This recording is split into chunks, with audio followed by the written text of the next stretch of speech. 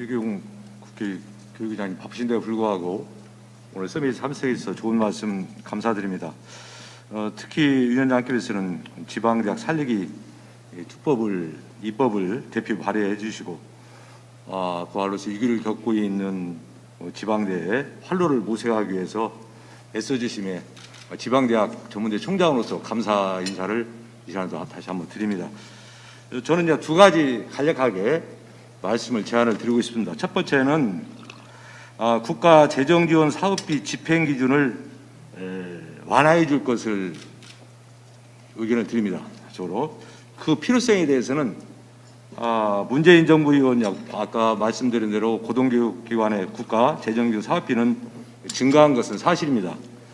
그 사업비 집행에 일단적으로 제한이 많기 때문에 거기에서 문제 들은 것이 상당히 많이 있다 그렇게 생각이 듭니다. 그 이유는 대부분 그 사업비들이 학생들의 경쟁력 강화에 틀어지고 있어 어떻게 보면 대학의 경쟁력을 강화시키는 데는 약간 미흡한 점이 있다는 것을 말씀드리고 한마디로 다른 말로 표현한다면 쉽게 표현한다면은 재정 지원 사업비는 늘어났지만 대학에서 쓸 수 있는 경상비는 일반적으로 도움이 안 된다는 얘기입니다. 일반적으로. 그래서 결론적으로 말씀드린다면은 국가 재정 지원 사업비는 네거티브 규제 방식을 도입하여 최소한의 규제 사항만을 명시하시고 나머지는 대학이 창의적이고 능동적으로 판단할 수 있도록 보장하는 것이 사업의 목적 달성에 효과적이라고 저는 생각합니다. 이 점을 좀 사료돼 가지고 재정 집행 기준을 완화하실 것을 부탁드리고요. 또 두 번째로는 이 말씀은 좀 편협적인 의견이 좀 들 수 있습니다. 여기에는 우리 총장님들이 다양한 계열에 예를 들어서 보건계열도 있고 예술계열도 있고 그런데 편협적인 의견이 들지 모르겠습니다만은 공학계열을 이공계를 대표해서 말씀드리는 사항입니다. 그래서 대학 재정지원 분야 중 미래 사업 분야를 위한 공학계열 특성화 지원 방안을 해달라는 말씀을 좀 부탁드리고 싶습니다. 그 필요성은 전문대학은 1979년도에 시작되어서 41년간 우리나라 산업 발전에 개인차의 역할을 하였고 그 중심과 출발에 중견 기술인 양성이라는 전문대학의 정체성을 가지고 발전해 왔습니다. 이로 인해 산업사회의 근간을 이루고 있는 중소기업 인력 대부분은 전문대학 공업계열 졸업생들이 주축을 이루고 있다고도 과언이 아니라고 말씀을 드립니다. 그런데 이제 작금에 이르러서는 산업사회의 변화, 직업군의 다양화, 또 신입생 어떤 선호도에 따른 무분별한 학과 신설로 전문대학의 어떤 정체성이 상당히 모호해지고 있는 것도 사실입니다. 그래서 작년부터 지금 자꾸 심화되고 있는 내용이 신입생 충원율에 있어서 공업계열이 상당히 악화되고 있고 올해도 모든 공업계열 학과가 상당히 신입생 충원에 어려움을 겪고 있습니다. 아울러서 이게 단순히 끝나는 것이 앞으로도 공업계열 기피 현상이 심화될 거라고 저는 내다보고 있습니다. 그래서 이대로 방치한다면은 4차 산업혁명 시대 산업기술 미래의 국가 경쟁력도 기대할 수 없다고 저는 사료집니다. 그래서 아까 죄송한 말씀, 이렇게 편협적인 의견이 들지만은 좀 이해를 부탁드리면서 우리가 앞으로 살아갈 4차 산업혁명 시대는 창의육 융합형 인재의 필요성을 강조되고 있으므로 한마디로 해서 첨단 기술에 필요한 인력 양성 그래서 그런 모든 것들이 필요하기 때문에 좀 대학 재정 지원 사업 분야의 공학계열 특성화 지원 방안을 한번 모색해 달라는 그런 요청입니다. 예. 우리 이남식 총장님, 위원장님께서는 몇 분 말씀을 듣고 이렇게 종합해서 그렇게 하시죠. 이남식. 네, 오늘 유경 위원장님의 말씀을 듣고 정말 고등교육 분야에 대해서 너무나 전문성을 가지고 말씀해 주셔서 안심이 됐습니다. 부디 교육부 총리가 되셔서 전문성을 가지고 좀 교육 행정을 해주시기를 아주 기원합니다. 하지만 아까 여러 가지 사회적 여건 때문에 등록금 인상은 생각지도 말아라 이런 말씀을 해주셔서 저희도 많이 노력하고 있습니다. 하지만 반드시 현실을 좀 직시해 주십사 하는 겁니다. 왜냐하면은 그 등록금 인상을 안 하고 있지만 교육부에서 저희에게 요구하는 사항이 해마다 늘어나고 있습니다. 예를 들어서 올해만 하더라도 교강사에 대한 처우를 개선하기 위해서 4대 보험 등 뭐 인건비가 많이 늘어납니다. 그 다음에 대부분 이제 학교에서 봉급 인상은 안 하지만 공무원 호봉 테이블을 적용하는 사례가 노조 때문에 자꾸 늘어나고 있습니다. 그러다 보면은 공무원 봉급은 매년 뭐 2.3% 이렇게 올라갑니다. 또 그리고 지금 저희 대학 같은 경우에도 1년에 학생들이 내는 등록금이 240억인데 올해 장학금으로 나가는 게 108억입니다. 진정하게 50% 반값 등록금이 됐는데 대학이 부담해야 되는 장학금이 계속 늘어나고 있거든요. 그게 또 뭐 완화되기는 했습니다만은 또 항목에 들어가 있습니다. 그러다 보니까 지금 많은 대학들이 경상비가 총 예산의 뭐 65% 이상 70%를 향하는 대학들이 대단히 많습니다. 이것은 교육의 질 향상은 도저히 생각할 수가 없거든요. 그래서 아까도 이제 정부에서 뭐 여러 가지 그 재정 지원을 해서 이러한 어려움을 해소하지 않는데 지금 그 단순하게 등록금을 계속 동결하면서 이렇게 가는 것이 가능할지 이런 데 대해서 실질적으로 학교의 지출 구조를 한번 살펴주시고 그거에 따라서 좀 대응하고 법도 만들어져 있습니다. 물가 상승률 1.5배 이내에서 법도 있는데 이게 인위적으로 전혀 법을 지키지 못하도록 하고 있는데 이 부분도 좀 감안해 주시기를 간절히 부탁드립니다. 두 분 말씀에 먼저 답을 하고 사실은 이제 등록금 문제 관련해서는 이제 제가 전제 조건이 있는 겁니다. 저는 지금의 고등교육 재정 구조를 그대로 둔 채로 등록금 동결을 계속하는 건 이제 한계에 와 있다고 생각해요. 대학이 더 이상 버틸 수가 없습니다. 그래서 물론 이제 이건 눈앞의 현실이고 지금 제가 생각하는 대안은 아직은 좀 불확실하기 때문에 그게 될까 하는 생각을 하실 거라고 생각합니다. 근데 저는 이제 이런 생각인데요. 이거는 이제 확실한 얘기인데 우리 민주당도 그렇고요. 그리고 국민의힘 뭐 내년에 어떻게 될지 모르지만 어쨌든 대통령이 그 두 당 중에서 하나에서 나오지 않겠습니까? 그러면 그 어느 정권도 대학 등록금 자율화 정책을 쓰는 게 저희 정무적 판단으로는 불가능하다는 거예요. 이건 현실로 좀 받아들이셨으면 좋겠어요. 대신에 야 등록금 13년 동안 묶어놓고 이제 우리 더 이상 견딜 수가 없어. 그러니까 대책을 마련해. 이렇게 해야 된다는 겁니다. 그것이 제가 아까 말씀드렸던 우선 단기적으로는 유아교육 특별회계를 5년 동안 하고 지금 3년 연장해서 8년을 하고 있거든요. 기존의 다른 법에 의해서 유치원, 어린이집 그전에도 지원을 해왔어요. 근데 저출산 문제가 워낙 심각하니까 국가적, 사회적 합의를 거쳐서 유아교육 특별회계라는 걸 만들어 5년 동안 더 집중적으로 지원을 했던 겁니다. 지금은 이제 대학이 이런 방법이 아니면 할 수가 없다.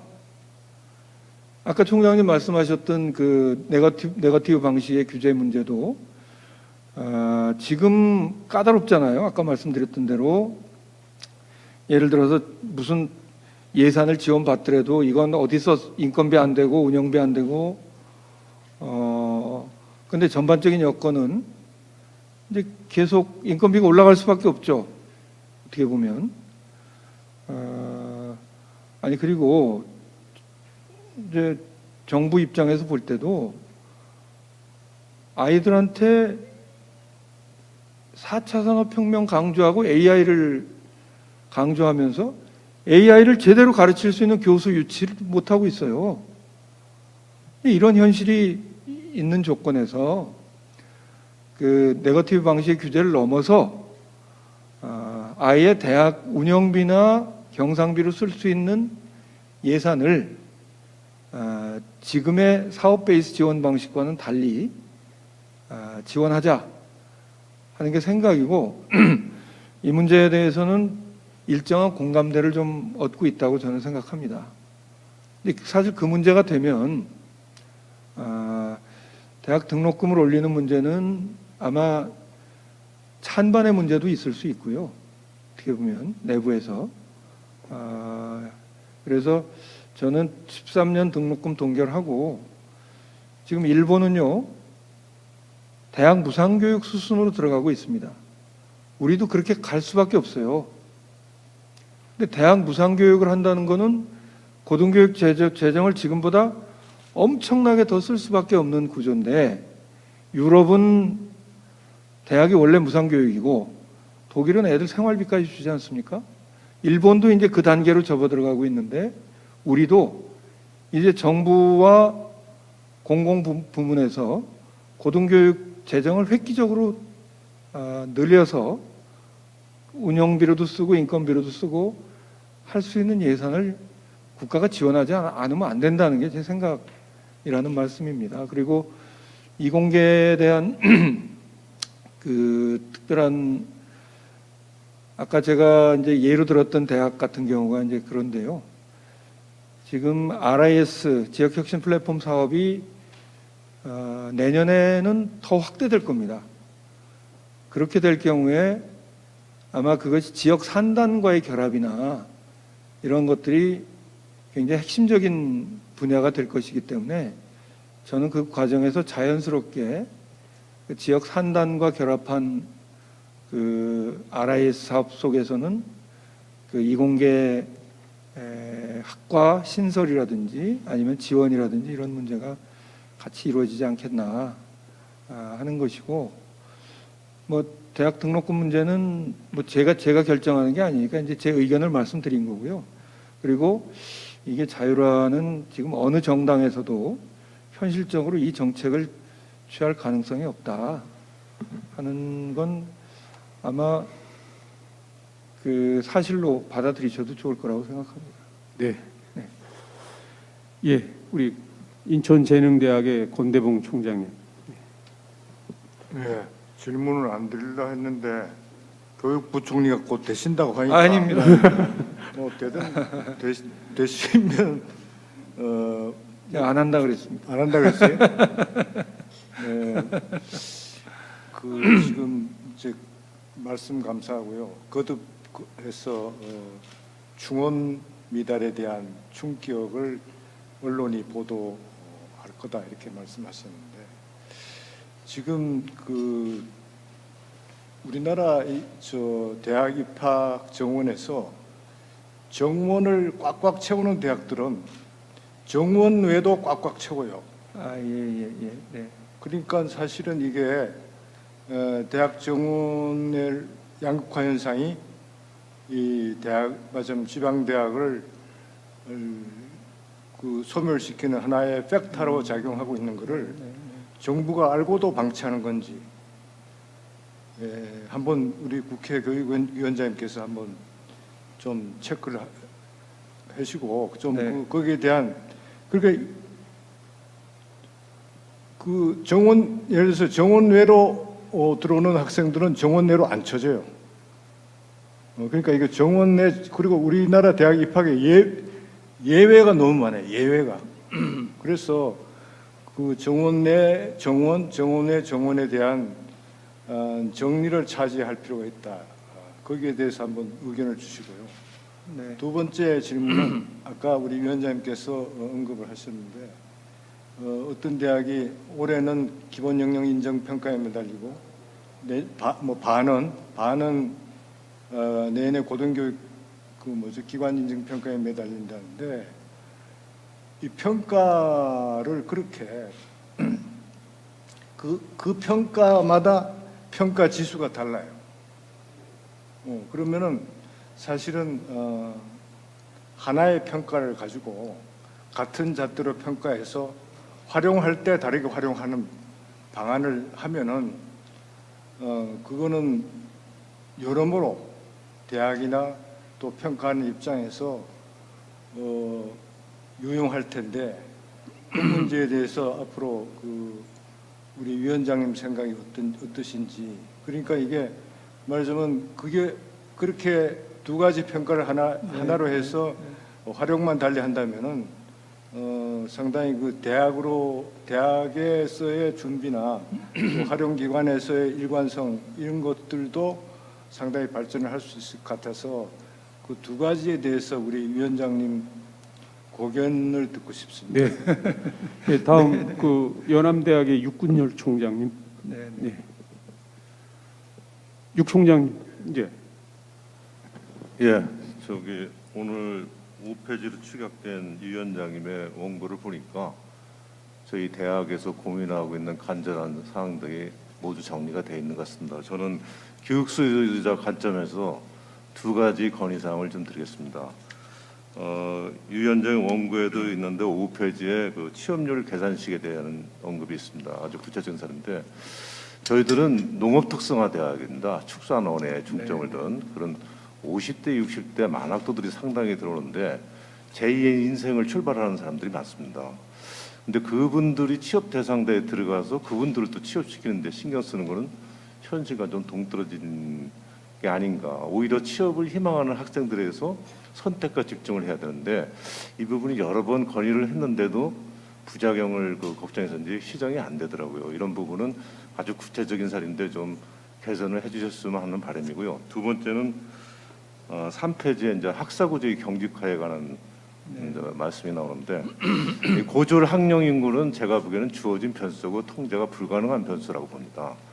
그러면 잠재적인 교육수라든가 우리가 이제 숨은 교육수를 발굴해 가지고 맞춤형 교육 서비스를 제공하는데 저는 수업 연한이 확대보다는 때로는 과감하게 축소할 필요가 있다. 네. 사실 아까 말씀하신 만학도들이나 50대들은 방학이 필요 없습니다.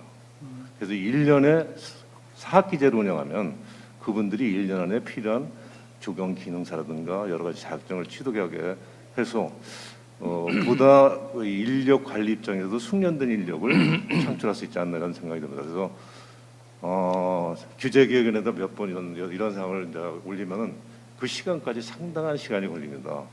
그럼 교육 정책을 총괄하는 관련 부서에서 통키 베이스로 그걸 풀으시면 결국 대학의 자율성을 학사 운영 방식에서 최대한 자율적으로 교육 수요자 맞춤형 교육사에 접근하는 쪽으로 이런 부분을 과감하게 풀어주시면 이런 전환기 위기점에서는 대학들이 좀 더 나래를 펴고 여러 가지 변신의 노력을 살 수 있지 않나 이런 생각을 해봤습니다. 이런 부분이 좀 위원장께서 노력해 주셔가지고 실천이 되었으면 하는 그런 기대와 바람을 갖습니다. 네. 이런 상황 두 가지 당부 말씀드리겠습니다. 네, 한 분 더 말씀 듣고. 예, 윤여성 제가 인덕대학 총장이 먼저 말씀하시고. 어제도 잠깐 말씀드렸는데 거기는 또 일반 대학들 총장님 계셔서 편하게 얘기를 못했습니다. 근데 전문대학 관점에서 이제 말씀을 드리고 있습니다. 왜냐하면 전문대학 일반 대학보다 훨씬 더 지금 위기 상황에 놓여져 있기 때문에 그동안 참 직업 교육을 열심히 한다고 해왔는데 정말 열심히 했죠. 근데 일반 대학의 우월적주의 나름대로의 그걸 가지고서 전문대학 직업교육 그대로 하고 뭐 평생교육도 다 하고 하니까 이거 해도 안 되고 저것도 해도 안 되고 뭐 그러면서 굉장히 직격탄을 맞았어요. 그래서 제가 생각할 때는 아까 위원장님 말씀하신 것처럼 오늘 위기가 기회가 될 수 있고 선택과 집중을 해야 될 때다 이렇게 말씀하셨는데 두 가지가 문제가 있죠. 전문대학 일반대학보다 재정 지원을 적게 받는 거, 한없이 적게 받는 문제, 그건 뭐 충분히 보완하면 되는 문제인데 그거 말고 전문대학이 무엇을 해야 사느냐, 직업교육을 해야 사느냐, 평생교육을 해야 사느냐. 근데 지금과 같은 일반대학과 같이 한다고 하면은 뭐 폴리텍 대학에서 직업교육 거의 무상으로 들어오죠. 그다음에 또 일반대학에서 또 직업교육 다 하죠. 우리 학생 뽑아놓으면 같은 거 하는데 옆에 대학으로 다 빠져나가요. 왜? 일반대학으로 다 간다고 다 갑니다. 근데 참고로 제가 우리 소속 지역이 노원구인데요, 서울시 노원구. 근데 그 노원구하고 같이 이번에 그 노원구에서 조례를 만들어 가지고 평생교육 지원을 노원구 비용으로 줬어요. 그래서 5억을 받았습니다. 근데 평생교육에 참여하는 프로그램을 1인당 그 공짜로 할 수 없으니까 10,000원씩을 받고 했더니 그 전에는 안 됐던 이 평생교육이 굉장히 활성화되어 가지고 뭐 좀 막 정원을 넘어서서 이렇게 막 들어오더라고요. 그런 걸 봤을 때 만약에 위원장님께서 보시기에 어떤 선택을 하실지 모르겠지만 만약에 전문대학이 존재해야 될 이유가 있다면 존재해야 된다고 하면 그렇게 평생교육으로 충실히 다 할 수 있도록 어떤 법에 의해서 네. 지역의 평생교육은 전문대학이 그 목을 다한다. 지자체하고 의무적으로 같이 연계를 하게끔 만들어서 뭐 항상 논의해서 지역의 그 평생교육을 책임지는 뭐또 그런 그림을 미션을 주신다든지 뭐 아니면 뭐 무슨 뭐 대학 전문대학 다 통합해가지고서 재편성해가지고 뭐 한 300개 대학 중에서 한 150개 대학은 연구 교육 중심으로 가고 150개 대학은 뭐죠 그 우리 저 평생교육하고 직업교육 쪽으로 가는 재편하는 뭐 그런 쪽으로 가서 차별화를 안 두는 방법으로 가든지 뭐 이런 양당 간에 하나 전문대학이 무엇을 해야 살 수 있는지를 좀 만들어 주셨으면 좋겠습니다라는 생각이 들어갑니다. 네. 시간이 없어가지고 지금 급히 지금 진행을 하고 있습니다. 먼저 들어오신 그 경인여자대학의 박명승 총장님, 그 다음에 삼육보건의 박두환 총장님 말씀. 여기 간단하게 좀 네. 요약해서 말씀해 주시죠. 간단하게만. 네. 네네.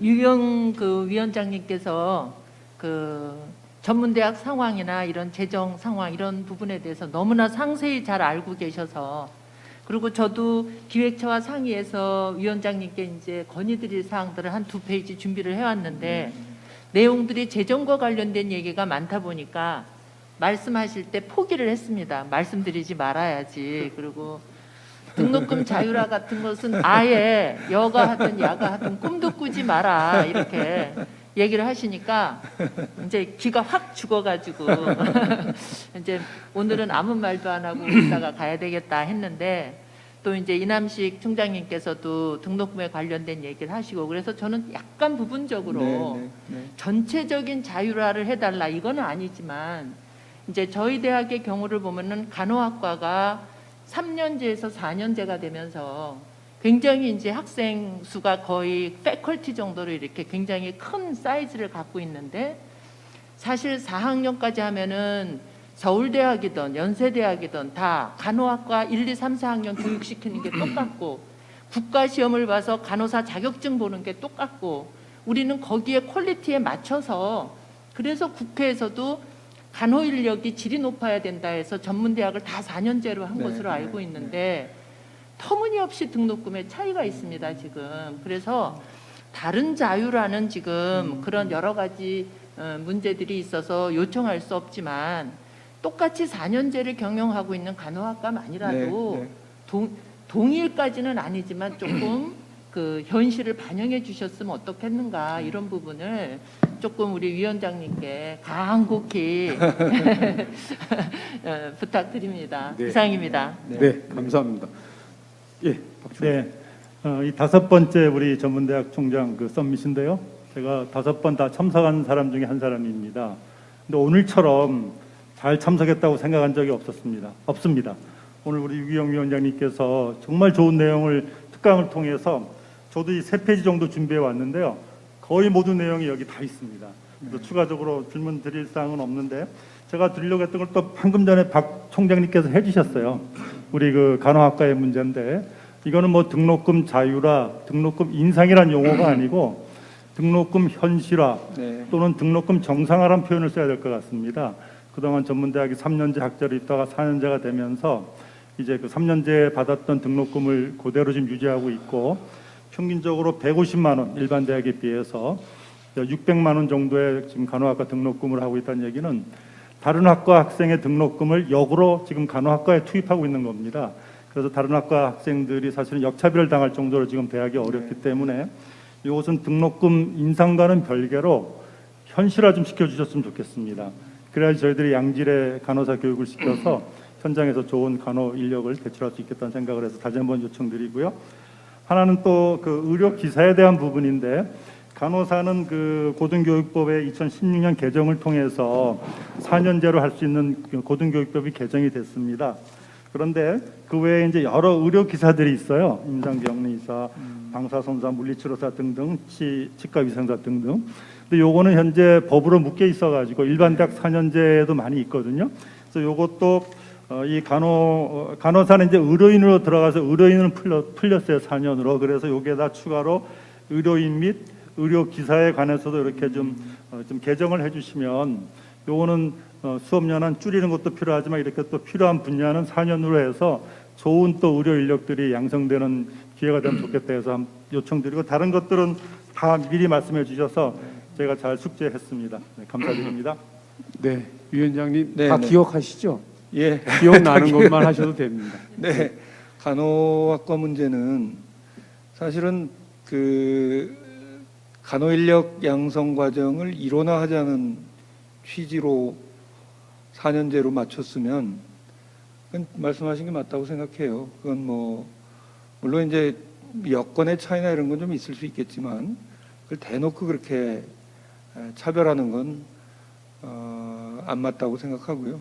제가 좀 강한 표현을 썼는데 왜냐하면 등록금 자율화를 정책으로 하는 건 불가능할 것 같다는 제 판단을 말씀드린 거고, 아마 이게 거의 맞을 겁니다. 그렇지만 지금 말씀하셨던 이제 그런 부분들, 예를 들어서 뭐 자율화가 아니라 현실화라는 표현이 맞을 수도 있겠는데, 아니면 차별을 좀 해소하는 문제나 이런 차원의 거야 왜 불가능하겠습니까? 그런 부분들은 뭐 같이 우리가 의논해서 해 나갈 이제 문제라고 생각합니다. 제가 좀 일부러 그런 표현을 쓴 것은 제가 마지막에 드렸던 말씀인데, 선택과 집중의 전략이 좀 필요한 시기이기 때문에 지금 가장 핵심적인 문제에 총장님들이 의기투합해서 다 뜻을 모아주시고, 우선 이게 기본이고, 그리고 나머지 문제들은 좀 동시적이나 순차적으로 해결하는 게 맞겠다는 이제 제 나름의 판단을 가지고 한 거거든요. 예를 들어서 한번 예를 들어 볼게요. 이번에 이제 공청회를 하게 되면 하루 종일 할 생각이에요. 그것도 유례가 없었던 일입니다. 근데 엄청나게 많은 얘기들이 다 나올 거거든요. 근데 거기에 예를 들어서 간호학과 문제가 작거나 덜 중요하다는 문제가 아니라, 그런 얘기가 이제 되기 시작하면 얘기해야 될 꼭지가 수백 개가 될 겁니다. 4년제 대학도 그렇고 전문대학도 그렇고. 그런 의미에서의 지금은 전략적 사고를 좀 해주십사 하는 차원의 말씀이고, 고치거나 해결해야 될 문제까지 다 지금 뭐 그건 안 된다라는 생각은 아니라는 이제 말씀드리고요. 그리고 아까 말씀하셨던 그 지금 사실은 이게 참 어려운 문제 중에 하나인데, 제가 뭐 전문대 총장님들 앞이라서 꼭 드리는 말씀은 아니고, 제가 4년제 총장님들 뵙거나 아니면 연고대 총장님들 앞에서도 제가 그런 얘기 하는데, 개교 이래 처음 감사 받았지 않습니까? 연대, 고대, 홍대가. 그리고 작년에 그 결과가 발표됐는데 충격적이었어요. 뭐 법인카드 갖고 유흥주점 가는 거는 셀 수도 없었고, 입시 비리서부터 어떻게 보면 우리나라에서 가장 혜택받는 대학들입니다. 정원 줄이라는 압력 제대로 받아본 적 없잖아요. 지금 연고대 같은 경우 대학원 장사해서 돈을 어마어마하게 법니다. 근데 거기다가 정원에 입학까지 이제 한다. 저는 대학 정원 문제에서 수도권 대학 정원 줄이는 것부터 고통 분담을 해야지 이게 말이 되지. 뭐 유수 사립대들은 경쟁력이 있고 가려고 하는 사람들이 많으니까 이쪽 정원은 손 안 대고 저 지방대학부터 정원 줄여라? 그럼 이게 고통 분담이 되겠습니까? 사실은 그런 점에서는 물론 정원에 입학이라는 것도 배경이 있는 건 사실이에요. 그렇지만 그 부분이 너무 많아서 수도권 정비법에 의해서 대학 정원을 못 늘리게 되다 보니까 그런 대학의 그 정원의 입학이라는 식으로 그렇게 주는 거거든요. 예를 들어서 무슨 독립유공자 자녀들 같은 경우라든지 아니면 장애인들이라든지 사회의 약자들에 대한 배려나 이런 건 좋은데 그것이 과도하게 되는 건 결과적으로 수도권 대학에만 과도하게 저 지방 대학에서 그런 정원에 입학한다고 해서 누가 거기 지원하겠어요? 그러니까 이건 애초에 시작부터가 좀 불평등한 정책이 될 수밖에 없는 문제라고 생각하고 그건 뭐 전적으로 공감합니다. 그리고 말씀하셨던 이제 지금 우리나라 뭐 그 교육 연한이나 아까 말씀하셨던 대로 이제 마이크로 대학이라는 개념을 사용했던 사람도 이제 그런 비슷한 발상을 하고 있는 건데요. 뭐 2년이면 2년. 예를 들어서 의료 인력이나 이런 부분들은 전문성이 크기 때문에 오히려 지금 2년으로 묶여 있는 부분보다도 더 늘려야 된다는 것도 있지만 다른 한편에서는 훨씬 더 짧은 기간에 집중적인 교육을 가지고도 직업 전환을 하거나 뭐 이렇게 할 수 있는 과정들이 만들어지면 그 유연성도 부여해야 된다. 그런 점에 전적으로 공감합니다. 그리고 그런 뜻에서 오늘 제가 발제문에 이제 그 얘기를 넣었던 것이고요. 그것도 좀 해결해야 될 이제 규제 중에 하나라고 생각하는데 한 가지 답답한 건 교육부가 이제 물어보면 규제 개혁 TF 만들어서 하고 있습니다. 이렇게 얘기를 해요. 몇 달 지나서 또 물어봅니다. 그거 어떻게 됐어? 하고 있습니다. 그 다음에 또 물어봐요. 왜 이렇게 속도가 안 나가? 그러면 아니 이게 뭐 다른 부처하고 협의를 해야 되고 지금 이런 식이에요. 교육부가 하는 일이. 제가 여당인데 이런 말씀을 드리게 되는데 이 교육부도 완전히 혁신하지 않으면 안 됩니다. 저는 뭐 제가 교육위원장이 내년 5월까지거든요. 일단은 뭐 그 역할이 더 크다고 봐서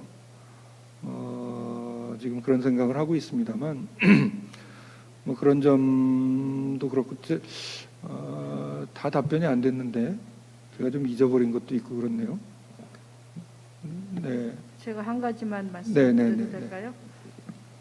저희를 위해서 이렇게 이제 유인물 가져오신 거 보니까 뭐 완벽하게 다 준비를 하셔서 더 이상 바랄 거는 없고 저희가 선택과 집중하고 그 전략적으로 위원장님이 하시는 공청회에 어떤 그 아젠다를 올릴 것인가에 대한 고민을 해야 되는데 어저께 말씀 들어보니까 뭐 한 서너 꼭지는 공통적인 거 하나는 전문대학 이렇게 나와 있었거든요. 네. 그런데 사실은 교육부에서도 어떤 문제를 저희가 제기하면 그거는 일반대의 눈치를 봐야 되기 때문에 전략적으로 접근하자 하면서 계속 막는 수가 참 많습니다.